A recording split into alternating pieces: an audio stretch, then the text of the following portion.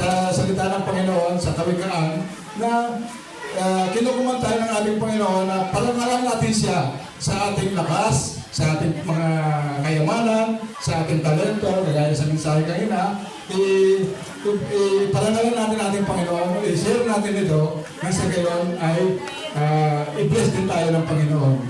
Babalik sa atin yun, no? Hindi man yung tao na ating tinulungan, subalit ang ating Panginoon ay lagi nandyan. Amen? So, yun pa naman po, maigsi naman po at tanghali na. So, Panginoon, sa ganyang salita, tunay nga na ito ay isang malaking encouragement sa Santa Fe. Tayo po ay magbigay sa ating Panginoon upang siya maparangalan at mabigyan ng kapurihan. Hindi naman po. Sa Diyos naman po, papuri.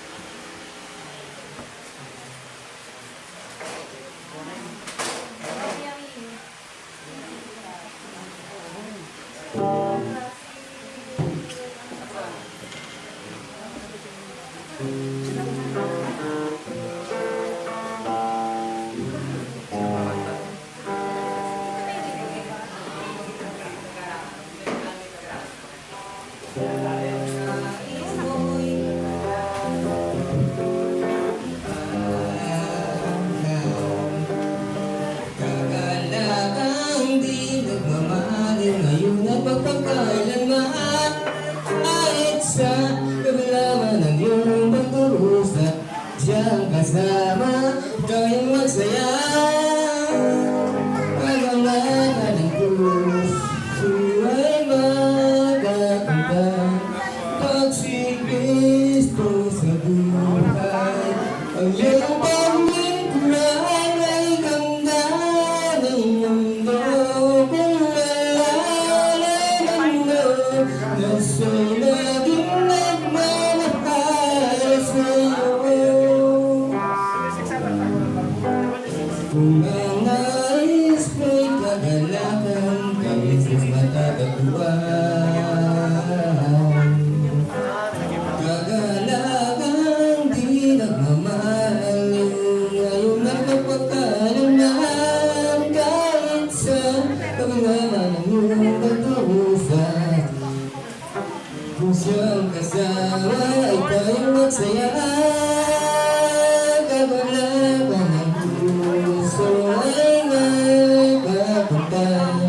Pag si Kristo sa buhay, ang iyong paglingkuran ay ganda ng mundo. Kung malalaman mo na siya'y laging nagmamahal sa'yo, kay ganda ng mundo. Kung malalaman mo na siya'y laging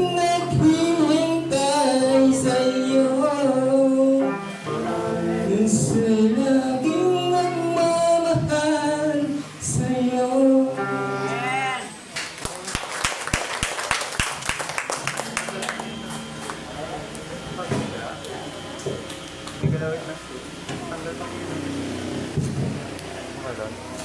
Tayo po'y manalangin na. Amen. Ang ating mga kamay sa ating pray. Panginoon Diyos, maraming pong salamat, Panginoon, maging sa oras na ito, Panginoon, na kami ay magtatapos sa aming gawain. Panginoon, maraming pong salamat muli, Panginoon, dahil binigay mo, Panginoon, ang karunungan sa bawat isa, mag-isa nagbahagi, Panginoon, ng salita, na ay yung mga salita lamang, Panginoon, magkakaroon ng kapuluhan ng aming buhay. Salamat, Panginoon, dahil muli mo, Panginoon, binibigyan mo talaga, Panginoon, ang aming kayamanan, hindi, no? Walang bagay, Panginoon, na makapagsasaya, makapagbibigay, Panginoon, ng kapayapaan, kagalakan sa ating mga puso. kundi sa iyong pag-ibig lamang, sa lahat ng iyong protection, sa lahat ng provision, Panginoon. Panginoon, dalangin ko sa mga nagbigay, Panginoon, ay patuloy mong pagpalaki. Nahigit sa kalagayan ng iyong Panginoon, ay maranasan ko nila, Panginoon, ng higit sa sapat, Panginoon. Dalangin ko rin, Panginoon, ang mga hindi nakapagbigay. Nadalangin ko ay, Panginoon, ng mga puso, kailangan mga isipan, na makapag-isip, Panginoon, ang kung ano, Panginoon, ang ipaplano, Panginoon, upang Panginoon, makapagbigay sila sa susunod na gawain, Panginoon, maging sa tithes and offering. Dalangin ko rin, Panginoon, na humingi rin sila, Panginoon, dahil sinabi mo sa Matthew 7:7, humingi kami at kami iyong bibigyan, at tumanap kami at kami makakasumbong, at kami kumatok, Panginoon, at iyong pagbubuksan ang iyong kaharian, Panginoon, ang iyong makapangyarihan, kamay, Panginoon, ang iyong puso, na kami, Panginoon, ay bless. Salamat, Panginoon, pagpalain, Panginoon, ng bawat isa, ang pag-uri, Panginoon, ng aming mga pastor, maging ang malalayong lugar, Panginoon. Salamat, Panginoon, dahil nagkakaroon kami, Panginoon, ng kasiyahan. Nakakaranas kami ng mga pagsubok, struggle, Panginoon. Ngunit salamat po, ang kaisipan ay nagiging mali kapag kami, Panginoon, ay patuloy sa pananampalataya, patuloy sa nanalangin, at sa pagpapasa ng iyong salita sa araw at gabi, Panginoon. Kaya salamat po, kayo lamang ang nakakita ng aming gawa, kayo lamang ang nakakatingin, nakakalam ng ay mga puso namin, maikukumpara ang biyaya ng natatanggap ng bawat isa, dahil ito'y, Panginoon, ayon din sa aming plano at ayon din sa aming mga nagawa, Panginoon. Kaya salamat po, bigyan niyo, Panginoon, kami muli ng kaisipan na mas malinaw pa, Panginoon, hindi lamang sa pagpapalaga sa aming sarili, hindi lamang sa pagpapalaga sa kayamanan, ngunit maging sa pagpapahayag sa kalaman, Panginoon, at sa pagsikapan din namin, Panginoon, na kayo lamang ang siyang mabigyan ng kaluguran sa iyong mga buhay. Salamat, Panginoon, sa lahat-lahat. Pinupuri ka namin, pinapasalamatan sa iyo po ang mataas na papuri, pagsamba sa pangalan ni Jesus. Amen.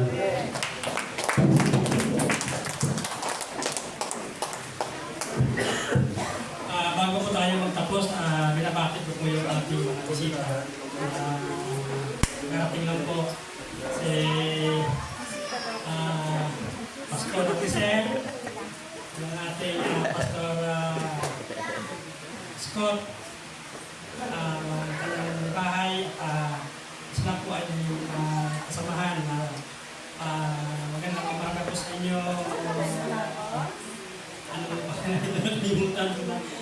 Sister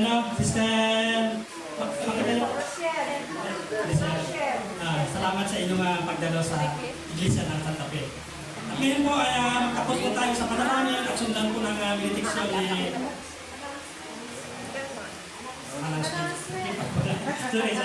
Kalat yan.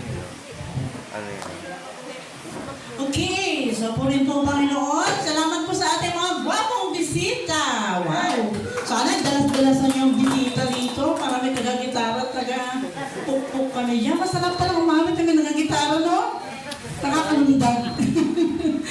So yan, no? Sabi ko kanina sa mensahe, strive. Kaya yung mga talento dyan, ibigay natin sa Panginoon. Naniniwala po ako na kapag ibinigay natin yung talento na binibigay ng Lord sa atin, makakasayan. At mayroong pupukpuk dyan at magigitara. Amen! Strive. Kung paano natin tawag ito, pinagsusumikapang magkaroon sa panlupang ito, mas lalo natin higit na pagsumikapan na magkaroon doon sa ating spiritual na mag-strive. Okay? So, yung spiritual na pag-i-strive natin ay yun po yung mananatili hanggang sa wakas. Kasi yung mga bagay na ito lilipas yan.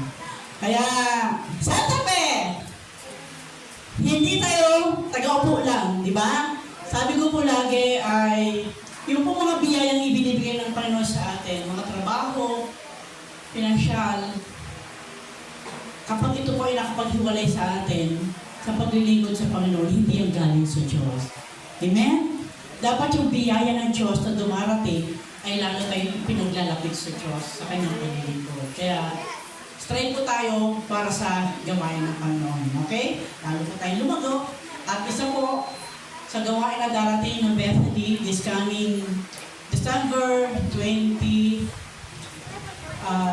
and 23, isa po yung pagkakataon upang muli ay ma-energize tayo or ma-recall or ma-remind dun sa ating mga panampalataya. Yung niyayakap ng Bethany ng mga katuruan ay ipapaalala po sa atin. Kaya umatin po tayo sa gawain ito, lalo na ba yung mga leaders, haligi ng iglesyang ito ay dapat muli ay marinig natin yung ating mga niyayakap ng mga katuruan. Dahil darating pong Panginoon na pasama-sama ng mundo, dami ng kaguluhan, kaliwat kanan, ay baka hindi tayo nakapundasyon, ay baka maligaw pa tayo kahit na 20 years na tayo nagsisimba. Okay, kaya ang convention po ng Bethany, darating po ang mga kalabarson, ay sa December 22 and 23. Dalawang araw po ito.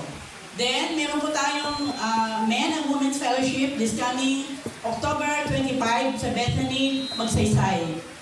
So, 9 o'clock po start, up to 1. Ang lunch po ay kanya-kanya dala, baon. So, medyo buuan po kasi ito ng Bethany kaya medyo malaki. So, meron po tayong Jesus Reigns. Kaya nga Jesus Reigns, Jesus Reigns natin din yung... okay, sorry, yun pala. Jesus Reigns natin ay November 30. Ito po ay gaganapin sa Santa Cruz. At bumagsak po ito ng Sunday. Supposed to be sa 32 ginaganap to. Pero bumagsak po ng Saturday. Kaya ang usapan po ay pupunta doon after the church service. At doon na tayo mag-meet sa Santa Cruz. Medyo malayo po to. Meron po tayong extra panahon na ibibigay dito at extra pera din. So, kung paano din sinusuportahan yung mga activity ng mga anak natin sa school, suportahan natin ang gawain ng Panginoon. Amen? So, tuloy po ang ating Thanksgiving pa pala tayo, December 7. So, mark that day. Wala na po maglalagay ng mga extra date pa dyan sa 7 na yan. Thanksgiving natin yan and early Christmas party. Para hindi na tayo magdubo-dubo na expenses. Okay? So, yun. May practice po tayo. Alam na ng mga kabataan yan. For meeting. So, yung mga gustong lumukod sa Panginoon, huwag po tayo magsasawa. Narito po kami. 6, beyond. So, ang request ko lang po, yung may hawak ng susi, lagi na po buksan. Para na kayo maghintay ng mga seniors natin sa panandalangin. Okay, so yan lang po. So, kunin po Panginoon. Amen. Okay? May tanong? Wala na. Yung pong fellowship pa, men and women, pagsuportahan po natin ito sa magsaysay ito. Pag-pray natin nandito yung sasakyan namin para meron tayong masakyan. So, tayo pong lahat tayo tumayo para sa pangluwakas na padalangin. Sino pong manadalangin? Pangluwakas na padalangin.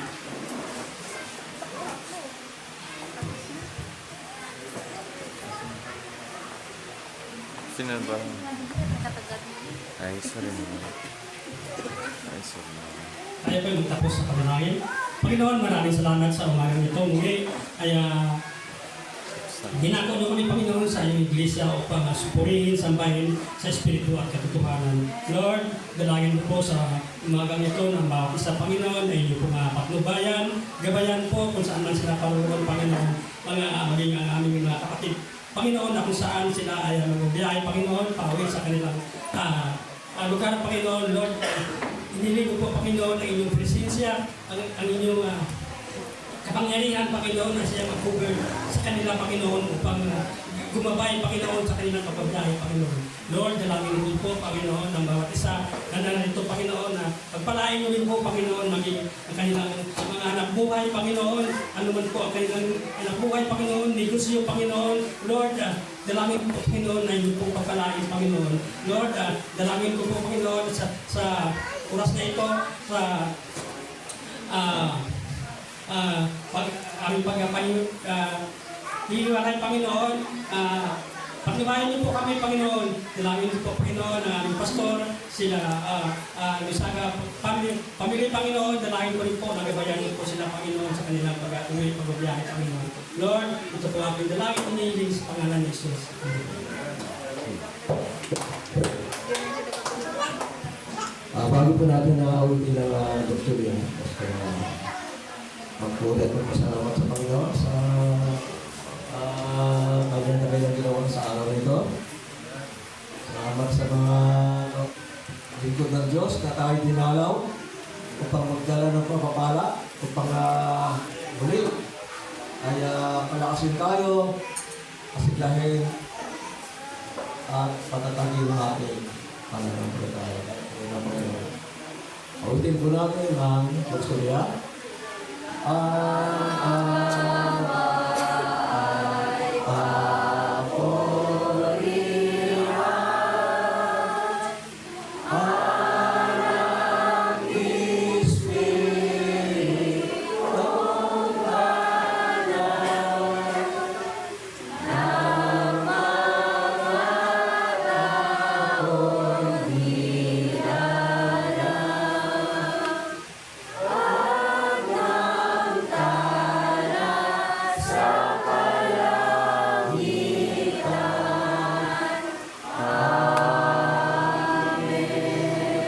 Phone will shut Ang down. pag-ibig at Connect your masalanan charge. at pagpapalaan mo sa Diyos Ama, patuloy na pagdiligtas na ating